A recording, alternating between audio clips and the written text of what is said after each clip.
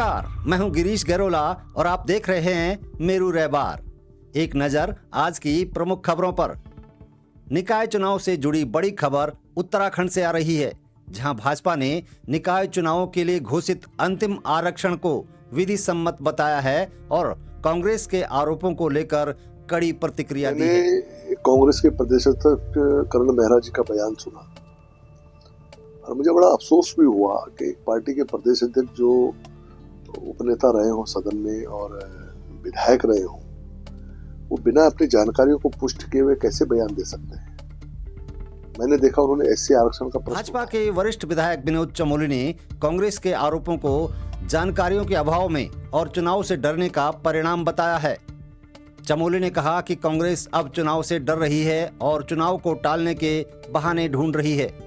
उन्होंने कांग्रेस के प्रदेश अध्यक्ष करण महरा के बयान पर भी सवाल उठाए और कहा कि कांग्रेस नेता को आरक्षण के विषय में पूरी जानकारी नहीं है। उनको मालूम होना चाहिए कि हमारे 3 प्रकार के निकाय हैं, नगर निगम है, नगर पालिका है, नगर पंचायतें हैं। तीनों में आरक्षण पहले से सुनिश्चित है, ना हम उसको घटा सकते हैं ना हम उसको बढ़ा सकते हैं। अगर आप एससी आरक्षण की बात करें तो नगर निगम में 9% है, इसी तरह से 14% आपका नगर पालिका में है और 13% आपका नगर पंचायत में है। दरअसल भाजपा ने निकाय चुनाव में आरक्षण के सिलसिले में जो कदम उठाए हैं वो पूरी तरह से विधिक और संवैधानिक हैं।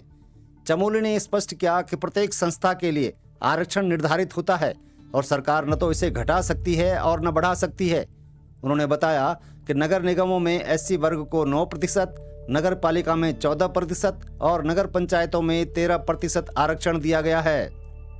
और एक डेडिकेटेड जो आयोग था, जो इसके लिए ओबीसी आयोग बनाया गया, तो उसने जो सिफारिशें दी हैं उसके आधार पर ये आरक्षण तय हुआ। ये सरकार ने भी नहीं किया, ये उस आयोग की सिफारिशों पर, सुप्रीम कोर्ट के आदेश पर ये आरक्षण तय हुआ है। तो जितना आरक्षण सुनिश्चित हुआ है वो आरक्षण नगर निगम, नगर पालिका, नगर पंचायतों में दिया गया है। तो उन पर सवाल खड़ा करना ये कहीं ना कहीं जानकारियों का अभाव मुझे लगता है कि माननीय प्रदेश अध्यक्ष कांग्रेस को है, उनको अपनी स्थिति स्पष्ट करनी चाहिए। और उसमें जैसे उन्होंने कहा कि साहब 10,000 से कम 2 नगर पालिकाओं में एससी की संख्या थी तो वो आरक्षण नहीं दिया।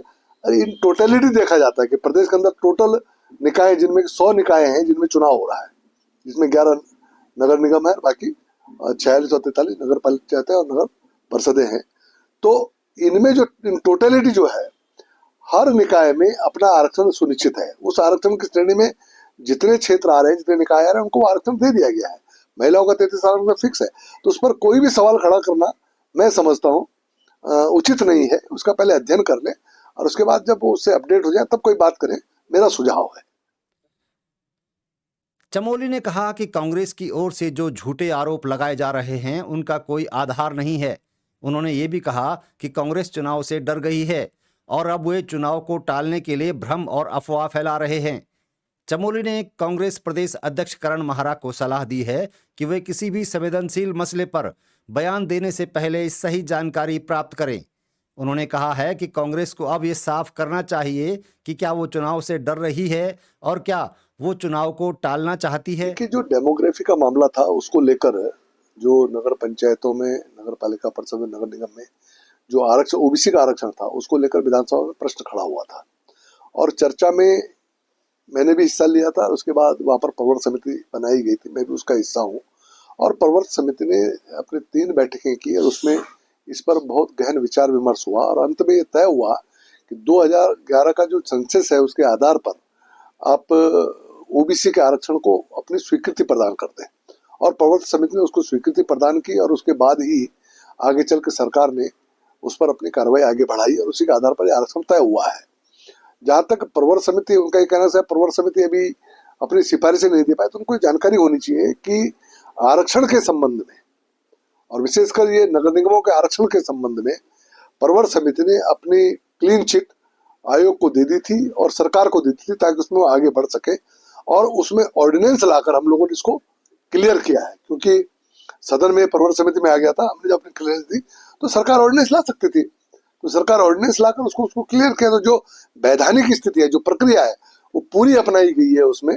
तो उसको ये कहना कि आप सदन बुलाते और उसके बाद तय करते, मैं पूछना चाहता हूँ कांग्रेस से, जो कांग्रेस आज तक हायतोबा करती थी कि भारतीय जनता पार्टी चुनाव को टाल रही है, चुनाव को पीछे कर रही है, चुनाव कराना नहीं चाहती, हार की भय से चुनाव नहीं कराना चाहती, ये तमाम आरोप मैं पिछले 6 महीने से कांग्रेस के सुन रहा हूँ, इनका जवाब दे रहा हूँ। आज मैं उनसे पूछना चाहता हूँ, क्या वो चुनाव को विलंब करना चाहते हैं? क्या चुनाव को पीछे धकेलना चाहते थे? क्या चुनाव नहीं कराना चाहते थे? या कांग्रेस अब चुनाव से डर रही है क्योंकि चुनाव सर्वर आ गए हैं